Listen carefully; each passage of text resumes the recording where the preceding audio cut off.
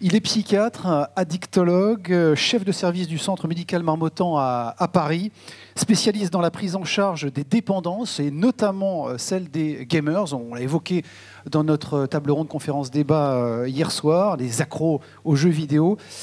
Bonjour Mario Blaise, merci beaucoup d'être avec nous. On est ravis de vous accueillir. Vous allez nous parler, nous éclairer aujourd'hui ce matin sur la contribution finalement de notre société et également notre contribution individuelle, bien sûr, à ces phénomènes singuliers, ces phénomènes d'addiction. On vous écoute, mon cher Mario. Bonjour, merci beaucoup pour cette invitation. Donc moi, c'est la première fois que je viens en Sony. Je vous remercie. Et je vous remercie tout particulièrement de m'avoir invité pour parler de cette question-là qui est vraiment passionnante, de savoir un peu quelle est la nature de l'addiction. Est-ce que c'est quelque chose qui viendrait donc d'une sociogénèse de la société? Est-ce que c'est quelque chose qui viendrait de la psychologie de personnes? Est-ce que ça provient au contraire de quelque chose de lésionnel, de l'organogénèse? Alors bien sûr, c'est des questions qui sont anciennes, et je crois que notre génération y a quand même un peu mieux répondu et y répond. Je ne vais pas mettre beaucoup plus de suspense. Je crois qu'il faut prendre en compte tous ces facteurs et je vais vous montrer pourquoi. Alors, je commence avec cette fable, Les aveugles et l'éléphant. C'est une fable pour montrer un peu que pendant longtemps, on a été face à quelque chose de trop gros pour nous, de trop complexe à comprendre, et que beaucoup étaient comme des aveugles devant un éléphant, c'est-à-dire que chacun pouvait voir une partie, chacun avait raison dans ce qu'il percevait, dans la manière de comprendre le phénomène, mais ça restait une explication qui était bien sûr un peu parcellaire. Le neuroscientifique parlait de ce qui se passait au niveau neuronal, le sociologue parlait de ce qui passait au niveau de la société, le psychologue voyait les choses au niveau de la psychologie, le thérapeute familial disait que c'était dans la famille. Enfin voilà. Mais on avait du mal à avoir une conception plus globale.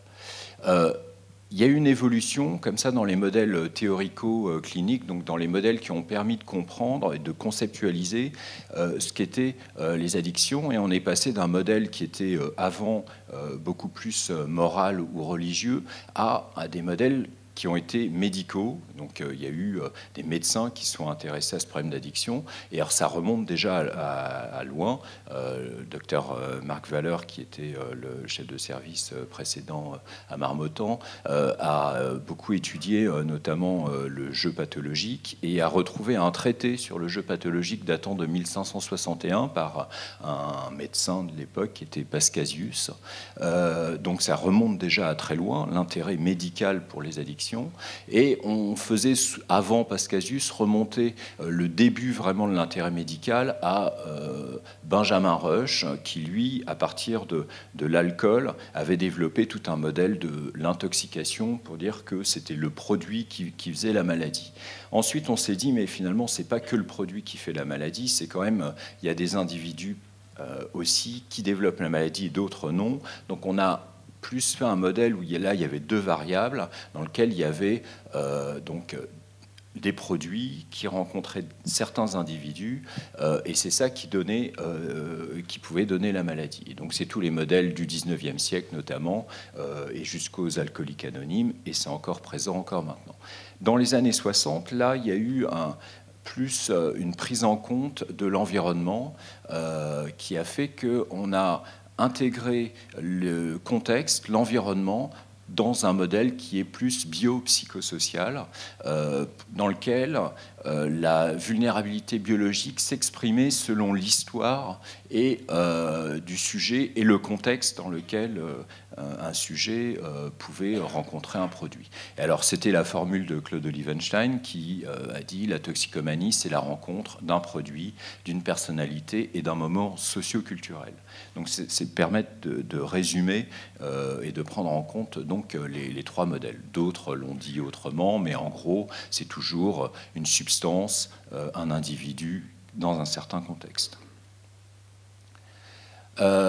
Alors c'est important ça, parce que l'évolution de tous ces modèles, finalement, il n'y a pas un modèle qui a chassé les autres modèles, c'est que les modèles ils sont plutôt empilés, un peu comme un millefeuille, et ils subsistent tout le temps, en partie, en fonction des moments, un peu un reste des séquelles de ces modèles-là, et ça reste encore compliqué et difficile de réfléchir et de concevoir un modèle qui prenne en compte toutes ces dimensions.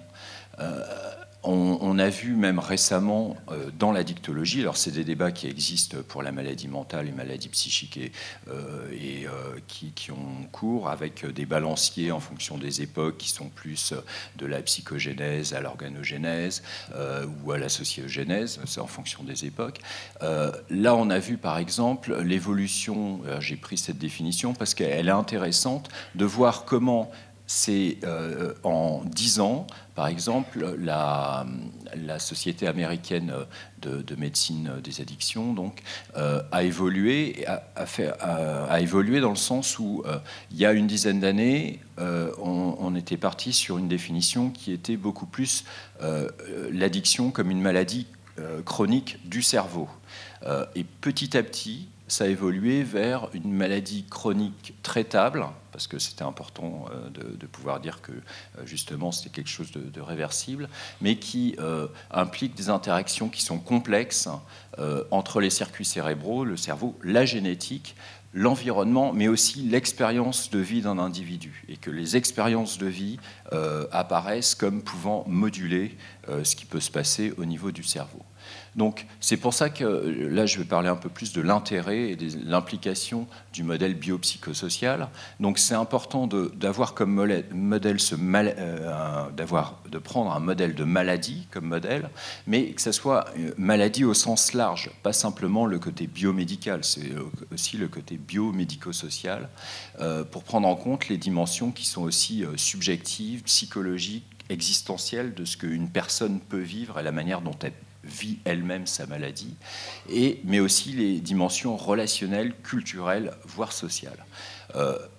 Sinon, le risque, ça serait de surpathologiser, de faire en sorte de ne pas prendre en compte les dimensions culturelles ou sociales, voire de donner aux médecins et aux laboratoires pharmaceutiques la recherche de solutions à des problèmes qui sont aussi sociaux ou relationnels.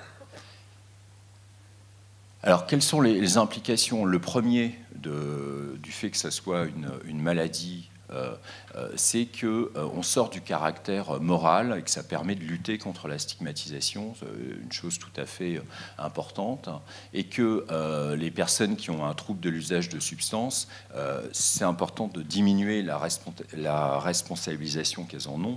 Diminuer, c'est pas dire l'enlever complètement, mais la diminuer pour qu'elle puisse être moins stigmatisée, mais aussi moins s'auto-stigmatiser, parce qu'on sait que cette culpabilité, cette haine de soi fait partie aussi du problème, et que beaucoup de nos patients luttent beaucoup contre eux-mêmes, et que ce qu'il faut arriver à faire, c'est de pouvoir les aider à passer par une phase d'acceptation, acceptation du problème, pour qu'ils puissent évoluer et se faire soigner. Bien sûr, l'intérêt, c'est aussi de faire en sorte que ça soit reconnu comme une maladie. Alors, en France, on a encore la chance de pouvoir avoir des soins qui soient remboursés et tout, mais dans certains pays, notamment aux États-Unis, c'est vrai que la reconnaissance comme une maladie a tout son intérêt pour pouvoir être remboursé et pour pouvoir avoir des soins. Un autre intérêt donc, du modèle biopsychosocial, c'est de faire en sorte que on prenne en compte les facteurs liés au moment socio-culturel. C'est-à-dire que quand quelqu'un développe une addiction, ça se fait dans un moment socio-culturel particulier. Et ce moment socio-culturel, donc, il se fait à plusieurs niveaux. Enfin, il s'aperçoit à plusieurs niveaux. Le premier, c'est le niveau d'exposition. C'est-à-dire que quelqu'un va développer une addiction dans un moment, il va être plus ou moins exposé à des offres de produits, de comportements addictifs.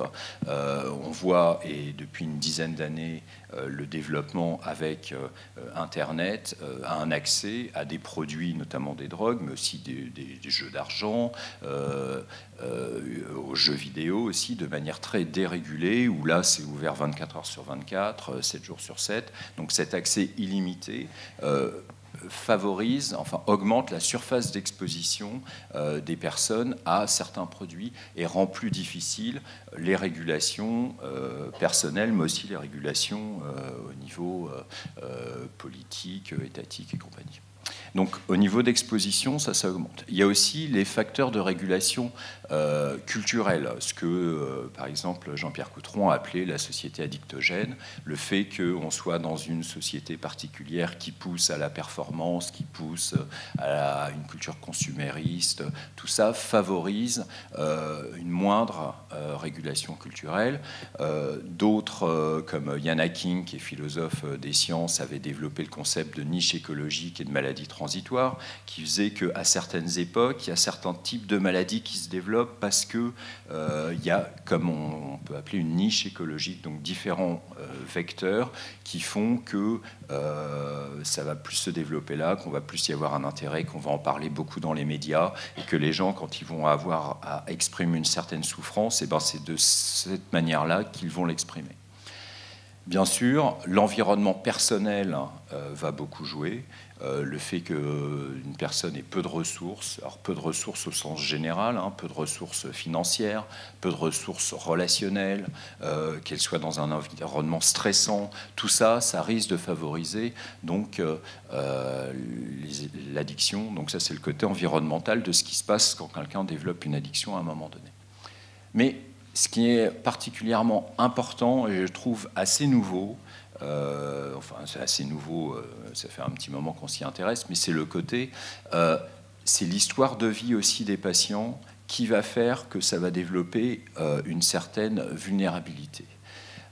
Et alors là, c'est l'histoire de vie qui risque, alors, des patients eux-mêmes, mais des fois c'est aussi de leur famille avant, qui va faire, avec toutes les notions nouvelles maintenant d'épigénétique, qui vont faire que l'histoire de vie, difficulté, et en particulier l'environnement psychosocial, va, et j'aime bien cette formule, dire que ça va pénétrer sous la peau. Alors c'est quelque chose d'assez, d'une conception, je trouve, assez nouvelle, dans le sens de se dire, et ça rejoint des conceptions aussi qu'on a pu voir au niveau psychodynamique, comment un environnement extérieur va petit à petit faire en sorte d'entraîner des modifications qu'on retrouve au niveau biologique. Et ça, ça se voit, alors notamment avec, il y a des études qui se font depuis une vingtaine d'années sur l'adversité précoce. L'adversité précoce, c'est le fait qu'il y ait des expériences qui sont difficiles, qui sont toxiques, qui sont des psychotraumatismes, des événements de vie déstructurants. Et alors, il y en a une dizaine qui sont répertoriés comme ça pour faire un score d'adversité précoce. Donc, il y en a qui sont de l'ordre de l'abus, d'autres de la négligence et d'autres de dysfonctionnement dans l'environnement familial.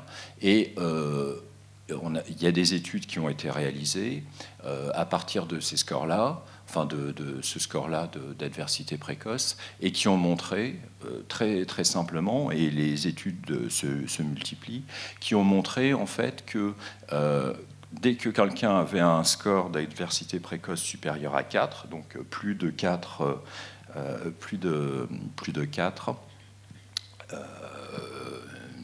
items d'adversité précoce, eh bien, il avait beaucoup plus de risques de développer un alcoolisme, une toxicomanie, dépression, tentative de suicide. Mais ce qui est intéressant là-dedans, c'est pas simplement des pathologies mentales, mais aussi des problèmes d'éducation, des problèmes au niveau cardiovasculaire, des problèmes, plus de risques d'avoir des problématiques infectieuses, plus d'autres risques aussi de santé physique, ce qui est quand même... et donc ça devient de plus en plus prouvé. Là, en 2020, il y avait une étude un peu rétrospective qui voyait tout ce qui sortait sur la prévalence de l'adversité précoce et qui retrouvait donc que chez les populations qui ont des problèmes d'addiction, il y avait beaucoup plus d'adversité précoce que dans la population générale. Alors, tout ça pour conclure. Donc, tout ça pour conclure. Donc, il y a de plus en plus de données sur la conception biopsychosociale des problématiques addictives et qu'il faut vraiment prendre en compte tous ces aspects-là, au moins ces trois dimensions-là. Et que c'est vraiment une question de biocomplexité et que ce sont des facteurs qui interagissent entre eux et que ce sont des facteurs qui sont non seulement des facteurs externes, mais aussi des facteurs internes qui vont, enfin des facteurs qui vont provoquer des changements internes biologiques durables. Et qui vont créer des vulnérabilités individuelles. Et donc voilà comment l'interaction se fait entre le contexte, l'individu et les produits. Donc une chose qui est aussi tout à fait importante, c'est que les variables psychosociales sont des déterminants tout à fait importants de la prédisposition, de la sévérité et de l'évolution de la maladie. Nous, on le voit avec les patients, hein, ceux qui ont le plus de mal à changer et s'en sortir, à trouver un équilibre, voire à arrêter l'addiction, c'est souvent quand il y a des comorbidités associées, comorbidités psychiatriques, somatiques, et aussi des problématiques sociales. Moins ils ont de ressources, plus ils auront de mal à s'en sortir, malheureusement. Mais ça va vraiment, et dans toutes les maladies psychosociales, ça va vraiment gréver le pronostic. Donc, importance des médicaments, bien sûr, de l'accompagnement psychologique, bien sûr, mais aussi de tout ce qui est socialité, groupe d'entraide. Voilà, on est obligé de travailler sur tous ces aspects-là. Je vous remercie. Mario Blaise, qu'on peut applaudir, bien sûr, psychiatre, addictologue, chef de service au Centre médical Marmottan et spécialiste des addictions comportementales, pour ouvrir cette plénière numéro 1. Merci beaucoup, Mario, également pour votre concision. Ce n'est pas un exercice facile d'apporter autant de contenu en 20 minutes. À suivre, il est pédopsychiatre, professeur, praticien émérite à l'Université d'Aix-Marseille. Il a dirigé les unités d'adolescents de l'hôpital Sainte-Marguerite à Marseille et l'hôpital Cochin à Paris également. Il a créé l'espace méditerranéen de l'adolescence à l'hôpital Salvatore à Marseille. Il est le directeur médical et a dirigé notamment également 3 unités de soins à la clinique des 3 Cyprès proche de Marseille. Merci d'applaudir Marcel Ruffo, psychiatre, pédopsychiatre. Et un de nos grands témoins, évidemment, pour cette 9e assise. Bonjour, mon cher Marcel. Alors, rebonjour, on a plaisir d'échanger hier soir. Vous allez nous éclairer ce matin sur les manifestations de ces addictions et surtout nous donner des clés d'accompagnement face aux risques encourus. On vous écoute pour 20 minutes. Marcel, à vous. Bien, bonjour, rebonjour. Je vais en fait suivre le premier exposé, évidemment, avec un éclairage de clinicien. C'est-à-dire que je vais partir d'histoires cliniques qui vont éclairer, j'espère en tout cas, le propos très intéressant que l'on vient d'écouter. Alors, comment faire? On va partir d'une histoire personnelle, par exemple, d'un ami à l'adolescence, une histoire malheureuse, mais qui permet de comprendre comment soi-même on peut fréquenter ces moments dans le cours de sa vie de risque d'addiction. Donc je campe le tableau. À l'adolescence, on a toujours un ami qu'on idéalise. C'est-à-dire, en somme, le meilleur ami à l'adolescence, c'est ce qu'on voudrait être et que sans doute il n'est pas. Et il y a une réciprocité. C'est-à-dire, votre meilleur ami pense chez vous des qualités que vous n'avez pas et réciproquement. Et c'est très très important dans la construction de sa propre carrière, de la traversée de l'adolescence, qui est un moment génial, mais un moment aussi de doute. En fait, ce qui est très particulier à l'adolescence, c'est le doute de soi. Et donc ce doute de soi nécessite une bande, un groupe de pairs pour s'étayer, s'aider. On le voit bien dans les systèmes mal étudiés, dans les services pas assez étudiés de co-thérapie, combien les adolescents se soutiennent entre eux dans les moments difficiles et des choses qu'on évalue sans doute pas assez, y compris d'ailleurs dans tous les milieux de soins où ou dans les autres milieux. Alors donc, quel était ce personnage dont je veux vous parler pour expliquer un peu, pour essayer de répondre à la question qui est posée ce matin. Donc c'était un joli garçon et toutes les filles étaient attirées vers lui. Donc on faisait un peu les rémoras, on se collait à côté de lui parce qu'on pouvait comme ça avoir quelques filles déçues de ne pas avoir été choisies et nous, on était contents d'être là. Enfin, moi, c'était à peu près la vie classique lorsqu'on a un ami qui est un très joli garçon et les autres qui sont des garçons moyens et qui rêvent d'être aussi intéressants que lui. Alors il avait une technique incroyable, surtout, je me rappelle, qu'on essayait de copier mais qui ne marchait pas. C'est-à-dire, quand il y avait une fille sur la plage, par exemple, il s'approchait d'elle, il était remarquablement souple, il marchait avec une attitude. Tout à l'heure, j'ai vu l'éléphant, lui c'était plutôt un félin, enfin il était assez magnifique, bronzé, nageait, il sautait, il plongeait de plus haut que les autres. Enfin, là, il y avait déjà une première définition. Lorsqu'on avait peur de plonger des endroits assez élevés, lui il allait toujours plus haut, et il sautait de plus en plus haut. Et donc, tout le monde l'admirait, et en même temps, on avait peur. Enfin, moi, je sais que quand il me disait on essaye d'aller plus haut, je dis tu sais, c'est déjà bien ce qu'on fait. Enfin, j'avais la trouille, quoi, et lui, non. Bon, enfin, il arrivait sur la plage, après avoir sauté d'endroits de plus en plus compliqués, il se mettait devant les filles. Et alors, je me souviens vraiment, et quand j'évoque ça, je revois la scène, il prenait une poignée de sable, il faisait glisser le sable devant la fille, et alors la fille, elle le regardait, et il disait, tu vois, ça, c'est le secret des pyramides. C'est comme ça. Alors, elles étaient... Alors, moi, quand j'essayais ça, elle disait... Quand j'essayais, je faisais pareil. Elle disait, attention, tu m'envoies du sable dans l'œil. Donc, vous voyez... On avait... Alors, en tout cas, voilà. Alors, ce garçon avait bien sûr une moto, puisque là, il avait tout, vraiment. Et nous, nos parents refusaient les deux roues, parce que c'est dangereux. Et lui, il avait une moto... Et donc, là encore, des conduites à risque en moto étaient importantes. Et effectivement, quand les filles montaient en cavalière sur le côté et qu'il accélérait sans cesse, elles éprouvaient des sensations remarquables que lui, après, utilisait sur un mode plus classique. Et puis, il va avoir un accident de moto avec une fracture grave du calcanéum. Et dans les suites, il va y avoir une infection, ça peut arriver, les orthopédistes le savent bien, il va avoir un germe qui va être vraiment très, très touché par cette blessure.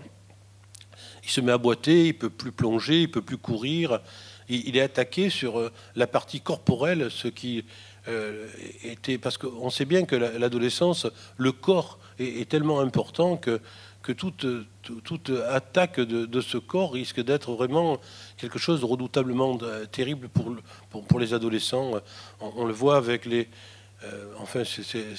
on le voit, j'ai beaucoup travaillé avec les histoires d'ostéosarcome et tous les problèmes de l'amputation à l'adolescence, lorsqu'il faut amputer, et ce que ça pose comme représentation de l'image de soi avec les membres fantômes. Enfin, tout le fait que pour conquérir son corps, il faut d'abord qu'il soit parfait, ou en tout cas, plutôt qu'on s'adapte à un corps qui n'est pas parfait, qui devient le nôtre. C'est ça aussi la construction de l'image du corps à l'adolescence. Et donc, il est blessé. Et un autre de nos amis,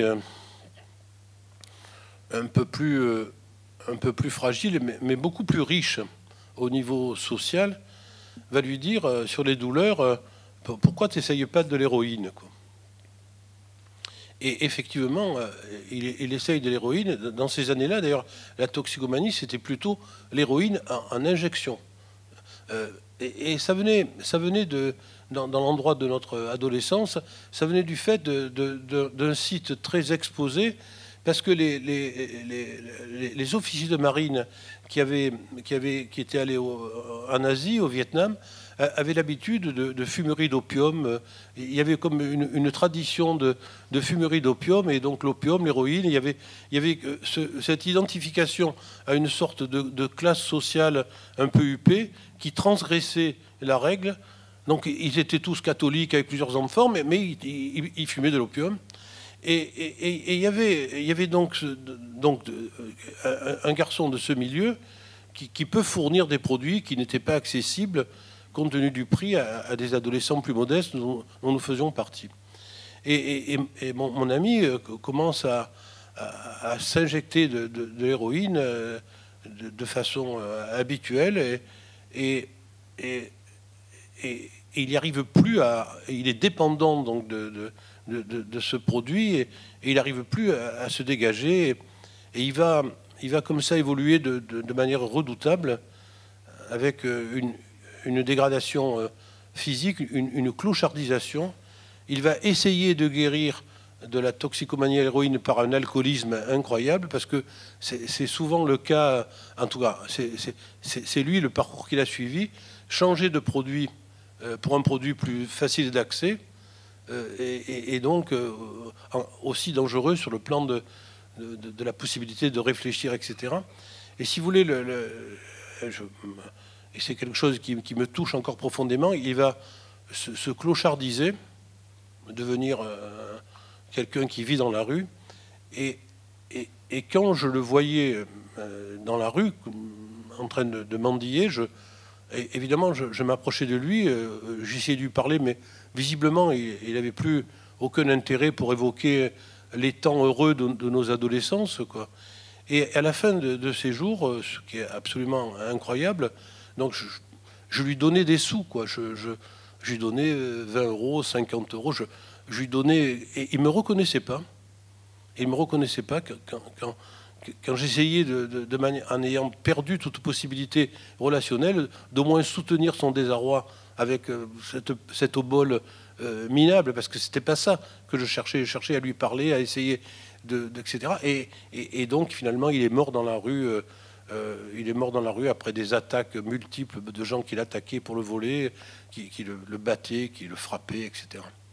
Et alors, dans le parcours de cet ami d'adolescence, il y a eu aussi une époque ancienne aussi où on l'avait mis en psychiatrie aussi, je me rappelle, quand ça nous avait beaucoup choqué. Donc, moi, je n'étais pas psychiatre, j'étais même pas étudiant en médecine à l'époque. Ça nous avait beaucoup choqué parce que il était mélangé avec les malades chroniques, quoi.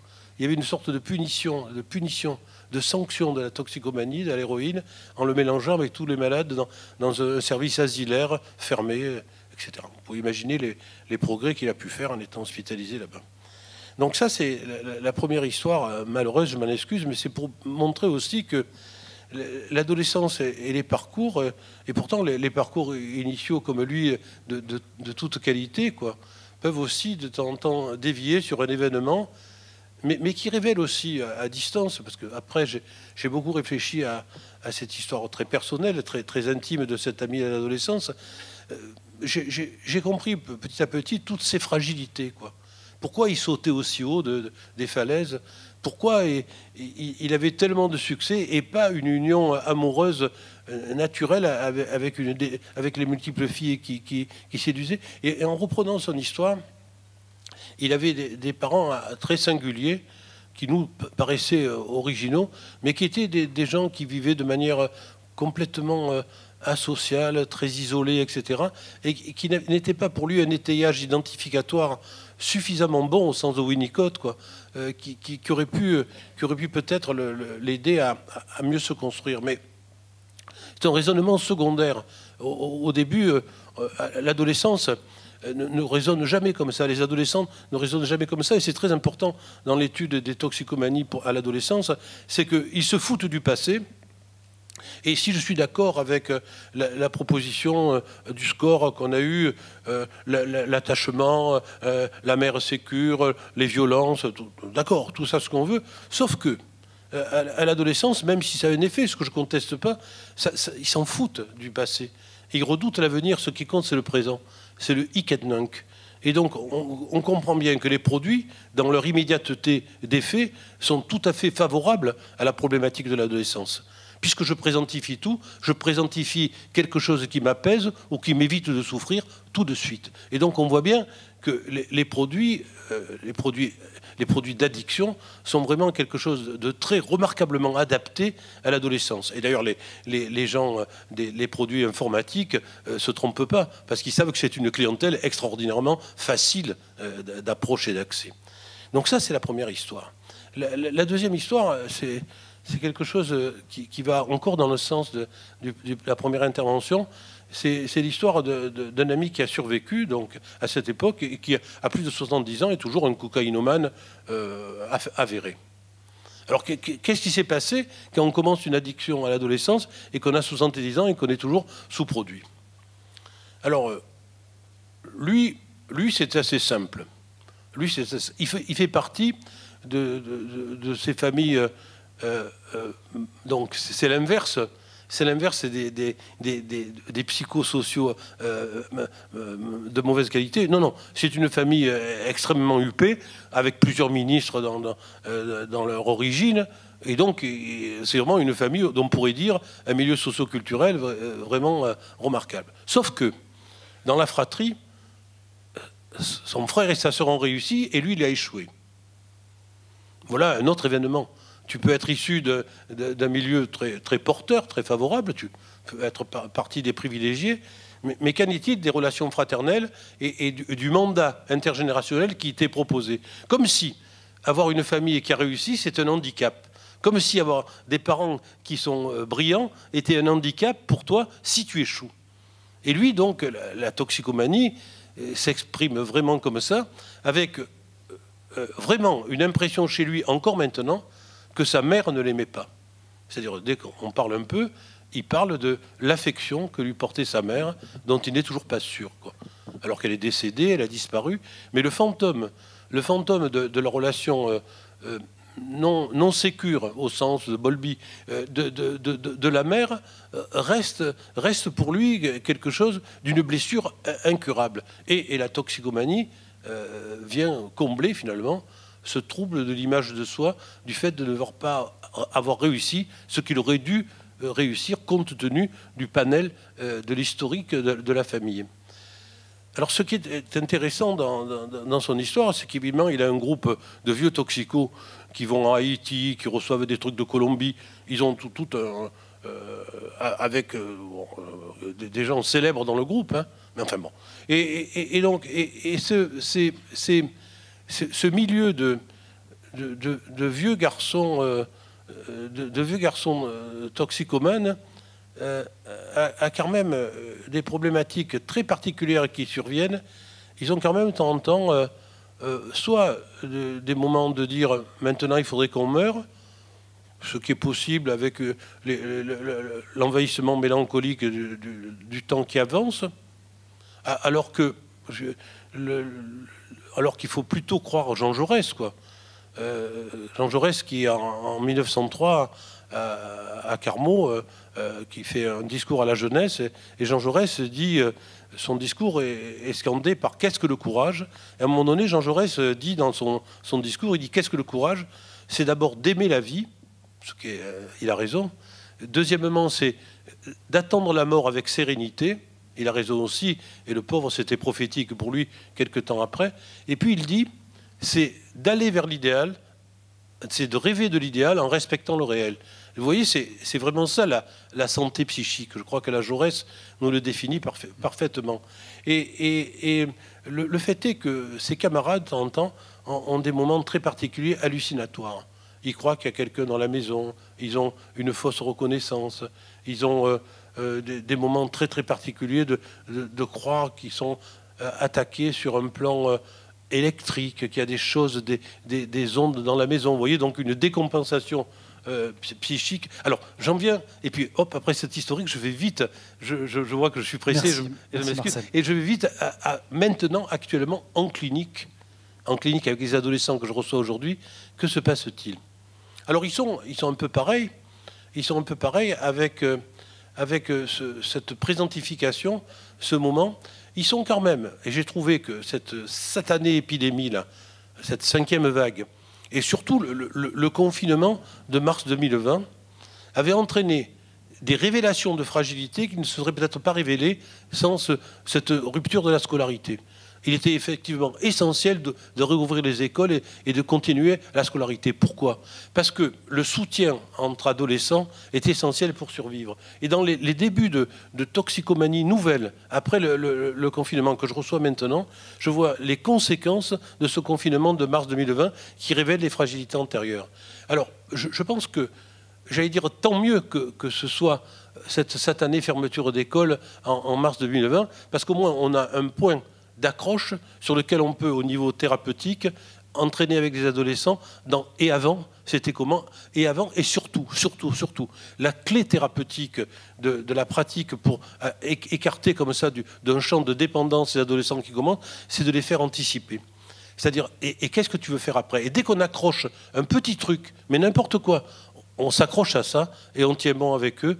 Et je reste quand même un psychiatre optimiste en pensant que je pourrais, en harmonie et en alliance avec eux et les familles, dévier des trajectoires bien plus heureuses que celles de mon ami d'adolescence. Merci beaucoup. Marcel Ruffo. Merci beaucoup, mon cher Marcel, psychiatre, pédopsychiatre, professeur émérite à l'université d'Aix-Marseille. Je vous laisse regagner votre place.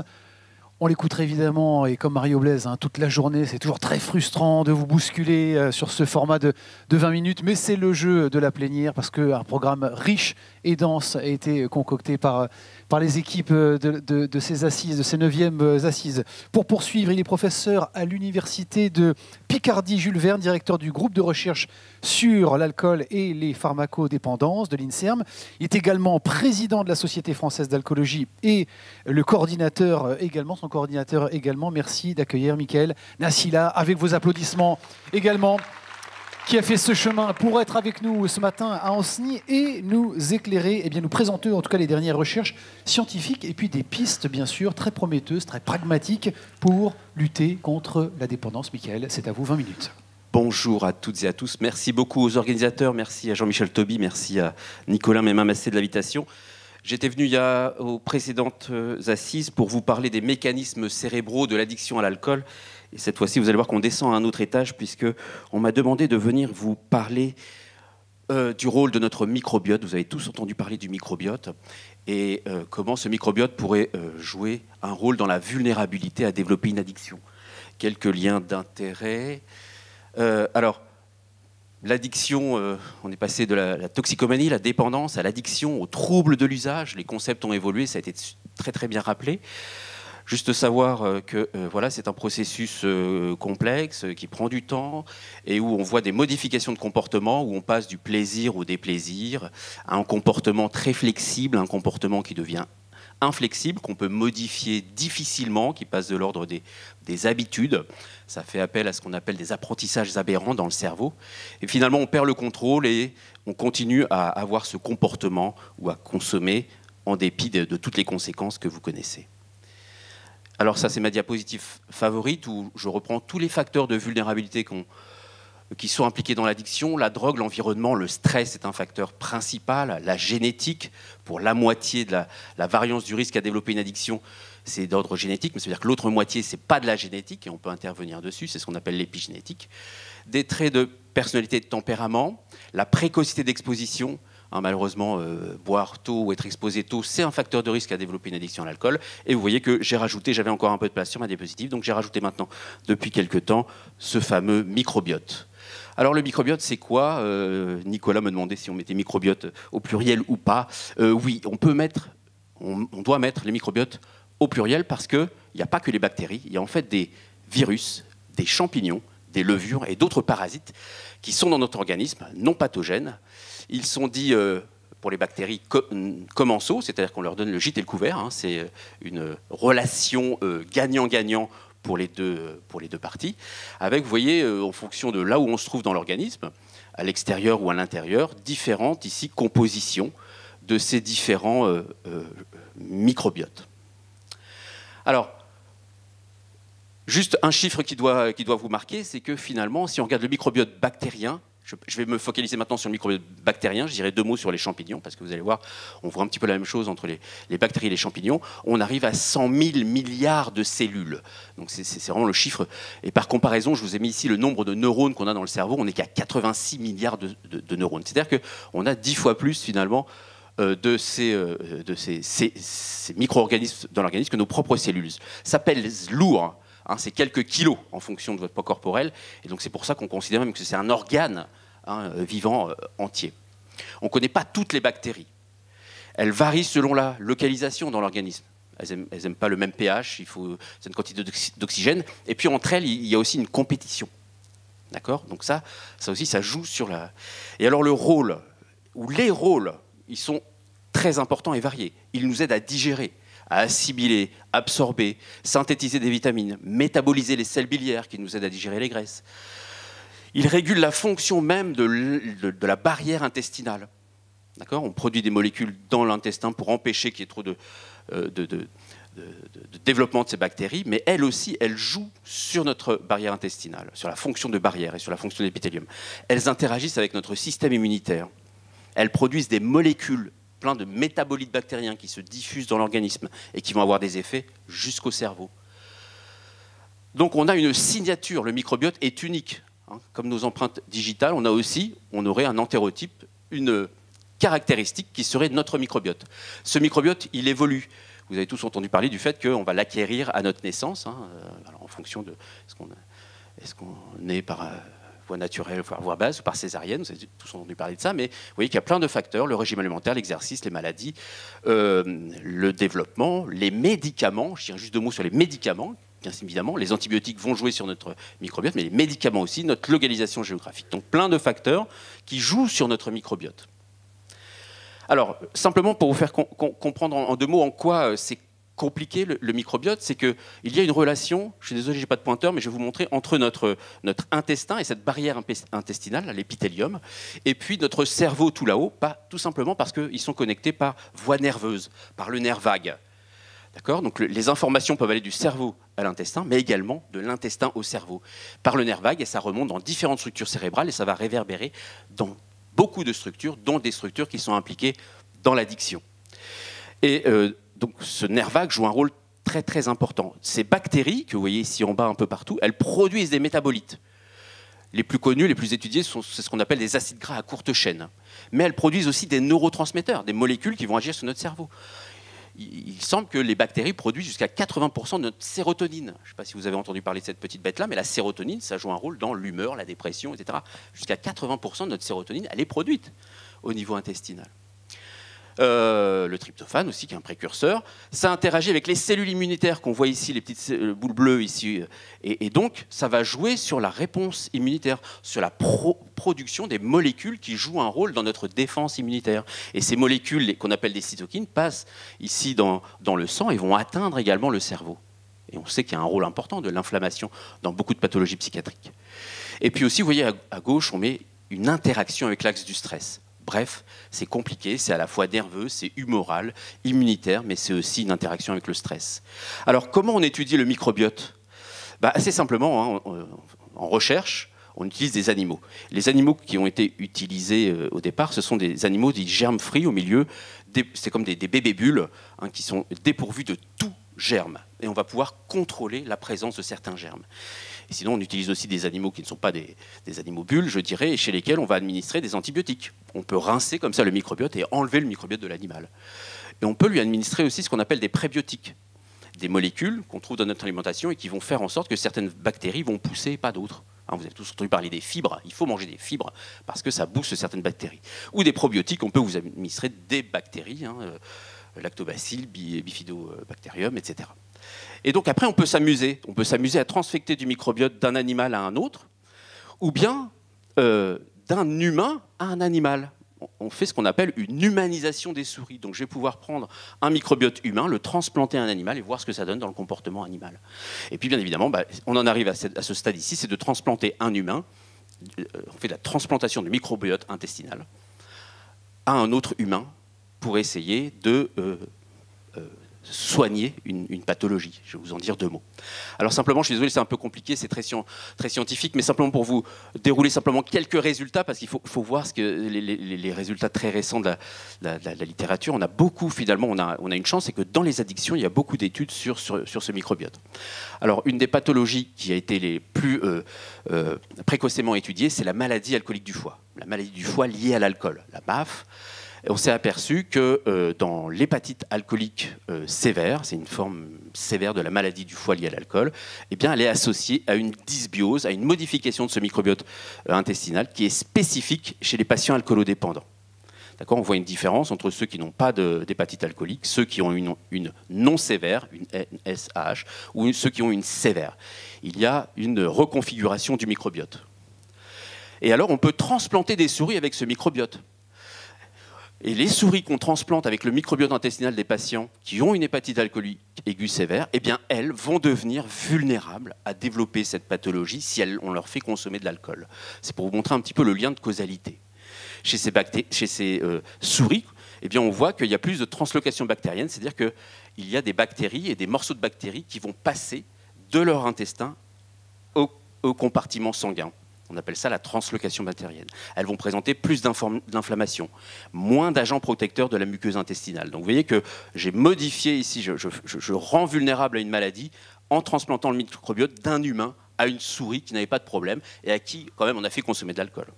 Donc ça veut dire qu'il y a un facteur de vulnérabilité avec ce microbiote. Et les souris transplantées, eh bien, on a identifié. Parce que l'enjeu actuellement, maintenant, c'est d'identifier quelles sont les bactéries. Il y a des bonnes bactéries, des mauvaises bactéries. Et ça, c'est un petit peu compliqué parce que ça demande des techniques. On va pouvoir être en mesure maintenant, et on le fait, d'étudier ce qu'on appelle le métagénome. On va vraiment séquencer tout le génome de bactéries et savoir exactement quelles sont les bactéries qui sont présentes. Et alors, deuxième couche, il y a les bactéries.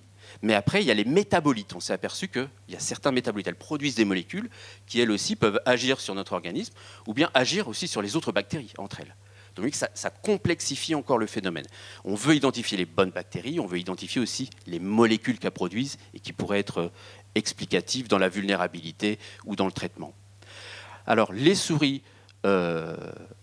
Alors, ce qui est intéressant après, c'est l'utilisation thérapeutique. C'est-à-dire que les souris qu'on a transplantées avec un microbiote intestinal de patients qui avaient une hépatite alcoolique, à la fin de l'alcoolisation, on a pris le microbiote de patients qui n'avaient pas développé une hépatite alcoolique et on a transfecté à nouveau ces souris. Et qu'est-ce qu'on voit? Eh bien que la maladie régresse. D'accord ? C'est-à-dire qu'on l'a rendu vulnérable à développer cette maladie alcoolique du foie, mais après, si on reprend un autre microbiote d'un patient qui n'est pas vulnérable, qui n'a pas développé la pathologie, et on transfère ce microbiote chez la souris, eh bien, on soigne la souris. D'accord ? Ça, c'est une belle démonstration. On voit vraiment une réduction des atteintes hépatiques, il y a moins de mortalité des cellules, etc., etc. Donc ça, c'est magique. Et alors, dans l'alcool, voilà le scénario qui est un peu décrit par nos amis belges, Sophie Leclerc et puis Philippe de Timery, c'est de dire que l'alcool va perturber, va faire une dysbiose, va perturber les bactéries, va augmenter ici la perméabilité de la paroi intestinale, ça va laisser passer des bactéries, des bouts de bactéries, des lipopolysaccharides bactériens, ça déclenche une inflammation et cette inflammation va agir sur le cerveau. Et ils ont montré d'une manière très élégante que ça modifie les troubles anxio-dépressifs chez les patients et voire même le craving, l'envie de consommer de l'alcool. D'accord ? Donc rendez-vous bien compte que ce microbiote aussi qui interfère avec la fonction cérébrale modifie notre vulnérabilité à développer des troubles anxio-dépressifs et à avoir même envie de consommer le produit. Et on voit ici le cycle, c'est-à-dire que est-ce que ça n'entretient pas un cycle et qui empêche les patients de contrôler les sujets, de contrôler leur consommation d'alcool.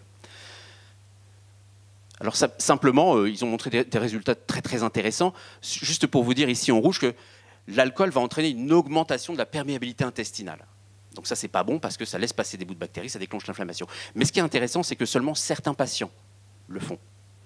D'accord ? Pas tous les patients. Donc voilà, c'est pas automatique. Mais qu'est-ce qu'ils ont observé chez ces patients? Ici, en rouge, à 2 temps de sevrage, au début du sevrage T1 et à 3 semaines après le sevrage, eh bien, c'est que vous voyez que chez ceux qui ont une perméabilité intestinale augmentée, il va y avoir plus de syndrome dépressif, plus d'anxiété, plus de craving. Et puis, ça diminue chez les 2 groupes pendant le sevrage quand même. D'accord ? Donc, il y a un effet du sevrage qui est bénéfique. Mais il y a toujours cette différence avec ceux qui ont plus de perméabilité intestinale, plus de microbiote altéré, eh bien eux, ils vont présenter plus de troubles à la fin du sevrage. Et il y a une très belle corrélation, ici c'est les courbes en bas, on vous montre que les scores de dépression, anxiété, craving sont corrélés à cette perméabilité intestinale. D'accord ? Donc ça c'est très, très important. Alors maintenant, je ne vais pas rentrer dans les détails, mais l'enjeu c'est vraiment d'identifier les bactéries qui sont modifiées. Comment dans le temps l'alcool perturbe ça, et pendant le sevrage également, comment ça récupère. Et bien sûr, chez les patients alcoolodépendants, pour lesquels il y a une augmentation de la perméabilité plus ou moins importante, on va avoir des marqueurs de l'inflammation. Ils ont vérifié que ça ne dépendait pas du type d'alcool, d'accord ? Que ce soit du vin, des spiritueux ou de la bière, c'est bien l'alcool qui est incriminé. Alors, ensuite, juste pour vous donner un exemple, on a le même genre de choses quand on s'intéresse aux champignons. D'accord ? Là, je vous ai parlé des bactéries, tout le monde parle des bactéries, mais là, il y a une étude ici sur le microbiote, et on en arrive un petit peu aux mêmes conclusions avec les champignons qui nous habitent. D'accord ? Donc ça ouvre des portes encore intéressantes. Alors simplement, je n'ai pas le temps de vous faire une histoire, mais sachez simplement qu'il y a beaucoup d'essais cliniques, il y a des essais cliniques en cours, avec certains qui s'intéressent aux effets sur la consommation d'alcool, quand on transfère du microbiote d'un patient qui a une addiction à l'alcool avec des problèmes hépatiques ou pas, et de lui transférer un bon microbiote, je dirais, et effectivement, les résultats sont tout à fait encourageants. Et puis, bien sûr, sur la maladie alcoolique du foie, évidemment, ça continue également avec l'idée de s'en servir comme traitement. Je ne vais pas rentrer dans les détails là-dessus, mais ce qui est intéressant, donc, c'est que, comment dirais-je, tous les résultats montrent que maintenant, ce qui nous intéresse, c'est d'identifier le bon microbiote, c'est d'identifier les molécules, et on parle beaucoup des fibres. Donc, dans les essais actuels, on a essayé, ce qui nous intéresse, c'est la pectine ou l'inuline, et d'identifier quelle bactérie, quel métabolite. Moi, dans mon laboratoire, on s'y intéresse parce qu'on a des patients qui sont atteints d'hépatite alcoolique aiguë sévère, avec une mortalité importante, et aussi une résistance au traitement de référence que sont les corticoïdes. Et ça, 75 mortalités au bout de quelques mois, on n'a pas d'autre alternative. Et l'idée, c'est de transférer un microbiote d'un patient qui répond au traitement par les corticoïdes à un patient qui ne répondrait pas. D'accord ? Et l'enjeu, le gros enjeu aussi, c'est d'identifier les bactéries chez les non-répondeurs pour avoir cette signature. Qu'est-ce qui caractérise ce microbiote pour pouvoir prédire à l'avance ? On pourrait prélever très facilement le microbiote, avoir une idée des bactéries et savoir s'il va répondre ou pas au traitement. Je terminerai par cette diapositive. Ça nous amène doucement vers ce qu'on appelle la psychiatrie nutritionnelle. Ça, c'est intéressant comme concept. Notre santé mentale dépend de ce que nous mangeons. On va parler de la malbouffe, mais ça doit nous amener à réfléchir. Des études très intéressantes qui montrent que nos comportements sociaux, chez un animal ou chez l'homme, c'est ce qu'on étudie à l'heure actuelle, comment notre microbiote modifie nos interactions sociales. Ça montre qu'il faut une prise en charge globale et s'intéresser aussi à ce qu'on mange, à notre microbiote. Ce qui est très troublant, c'est qu'on s'aperçoit aussi que des médicaments psychotropes, comme les antidépresseurs, anxiolytiques, ou voire même les antipsychotiques, il y a beaucoup d'études sur les antipsychotiques qui montrent que ça modifie notre microbiote. Et ça, on ne le savait pas. Les traitements sont efficaces, mais finalement, ça modifie également notre microbiote. Et c'est compliqué. Les bactéries diminuent, la diversité des bactéries est changée, la diversité du microbiote, ça c'est pas bon quand on a moins de microbiote, et en plus quand il n'est pas très diversifié, eh bien ça c'est un indice plutôt péjoratif. Il y a aussi une augmentation des bactéries pathogènes, les différents métabolites, donc tout ça c'est compliqué, ça reste encore à identifier, mais c'est très encourageant. Voilà, je vous remercie de votre attention. Mickaël Nassila, voilà, avec une conclusion évidemment un petit peu décalée. Merci beaucoup également pour votre concision, professeur à l'Université de Picardie. Jules Vien, président de la Société française d'alcoolologie et coordinateur du projet européen, pour nous faire part de ces avancées, un état de l'art sur ces avancées scientifiques, ces recherches scientifiques qui vont permettre évidemment de lutter efficacement contre les dépendances et les addictions. Pour suivre, eh bien, ce sont les ateliers. Voici ces 9e assises pleinement ouvertes.